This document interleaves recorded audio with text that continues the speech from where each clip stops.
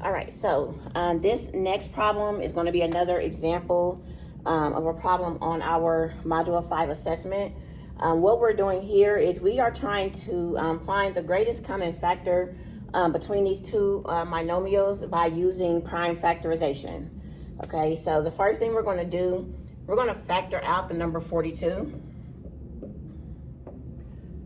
Okay, and we're going to do that using a factorization tree.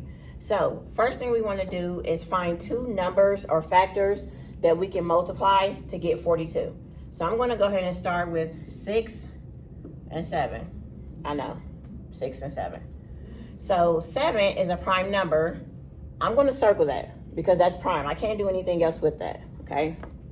And then if I look at the number 6, I'm going to box it out because that number is not prime, which means I can still factor that one, okay? So in order to get 6, I can multiply 3 and 2. Both of these are prime, so I'm going to go ahead and circle those. All right, so that means the prime factorization, let me go over here. The prime factorization for the number 42xy is going to be, I'm going to do least to greatest, so 2 times 3 times 7 times x.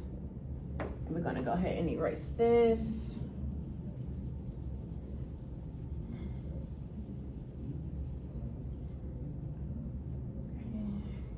And then we have to also include y.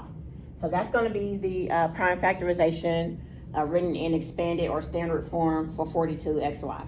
2 times 3 times 7 times x times y. Okay? And then we need to also factor out the number 14. To get 14, I can multiply the numbers 2 and 7.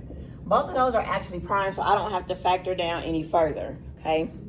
So the prime factorization written in standard form for 14y is going to be 2 times 7 times y. All right, so now we're here and we need to find the numbers that both of these have in common, or the factors that both of these have in common. So when I look, the first set I see a set of 2. I'm going to circle that. And then 14 does not have any 3s, but they both do have a 7. So I'm going to circle that as well. 14 doesn't have any x's, but again, they both have y's. So now I'm going to write what they actually have in common. So they have one set of 2's, so we have 2 times. They have another set, and that's 7's. Okay, and then they also have y's.